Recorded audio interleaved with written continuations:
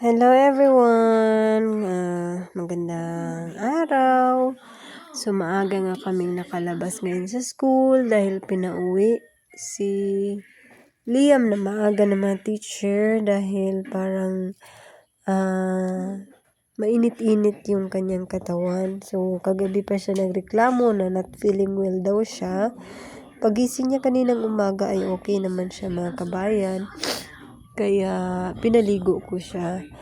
Ngayon, pagdating namin sa school, while nagda-activity sila, he is tired daw, sabi niya.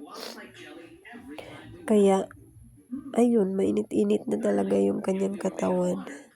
So, ito nga, dahil natutulog pa si Liam, tinatapos ko muna itong aking order ng hair bows. Buti may order tayo. So, kailangan ko itong matapos, may deliver, para may pang-side, may magagastos, magagamit. Continue tayo dito sa, ngayon lang ako nakagawa nito ulit, dahil doon pa kami, doon ako kay, nung si Mimi era sa Manila pa, parang medyo hindi ako nakakaano doon sa bahay nila kasi andito yung mga gamit ko. So, ayan, balik tayo sa paggawa ng hair bows. Eto nga, tinatastas ko siya.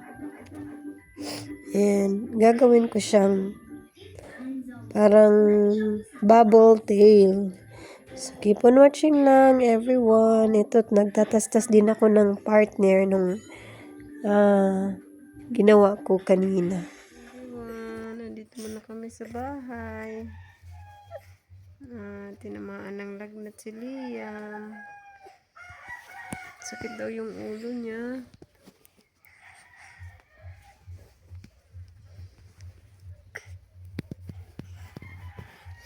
Ay. Ano, mama? Ano, mama? You want a hug? Ano? Come here na. Sakit daw yung ulo niya. Pabago-bago kasi yung weather. So, tuwing madaling araw, sobrang lamig dito sa bahay dahil wala nga kaming ceiling. Pichi. Dahil wala nga kaming ceiling, sobrang lamig pag madaling araw. Pag umaga, sobrang init. Kaya yan. Tinamaan ng lagnat. Sakit na yung ulo niya.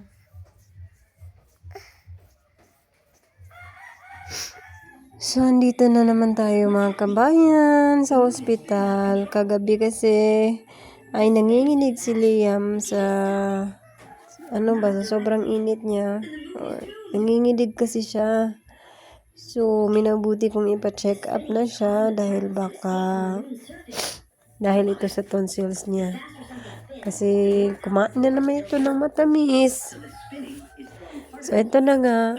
May numbering na sila dito sa hospital. Medyo organized na yung kanilang mga patients. So, while waiting kami para makapag-apply sa social, sa malasakit. Yun. Waiting muna, nakatulog yung isang bata. Sobrang pagod at saka mainit pa rin kasi siya.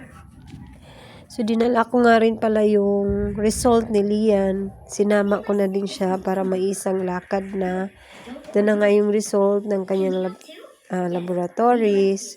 Normal naman yung kanyang dugo. And, papatingin ko pa sa doktor kung need pa ba namin na mag-proceed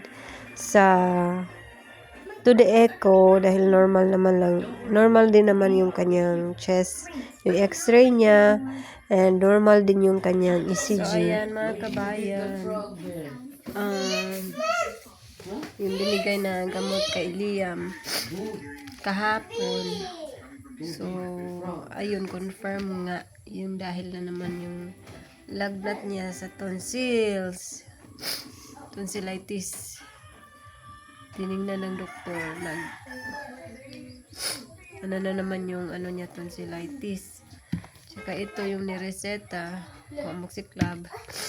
And then, para daw hindi manghapdi yung kanyang tiyan, nirestaan siya ng acid. So, may request din kami ng CBC and urine, pero hindi muna ako nagpa-laboratory. Dahil as per the doctor, hindi muna i-CBC yung patient pag nagsusuka.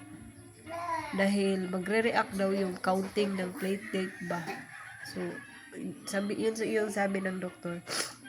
Kaya observe muna, hindi muna daw i-CBC. So, ngayon, umaga, wala na naman siyang lagnat. Pero, pag kumakain siya, sinusuka niya lang talaga. Kahit kaunti lang, sinusuka niya talaga mga kabayan. So, wala na naman siyang lagnat. And then, kay Lia naman, yung update sa kanya ay another doctor yung tumingin sa kanya. So, sabi niya, need talaga daw mag-undergo ng pedia to the echo kasi hindi talaga daw normal yung pang bluish ng kanyang mga kuko. So meron pala tayong ihahatid na ngayon order. Mayan, makatulong to mga kabayan pakunti-kunti, pero hindi ko pa naman makukuha yung nito, yung parang commission ba. Nagpa-member kasi ako sa ganito ba, personal collection, so PC. Mga order ito na mga mother ng classmate nila Liam. Ayan, ihatid ko muna siya doon sa school, pero hindi makakapasok ngayon si Caleb at si Liam. Kasi si Caleb din parang dyan hamham ba, parang init-init din siya. Kahapon nilagnat din yun.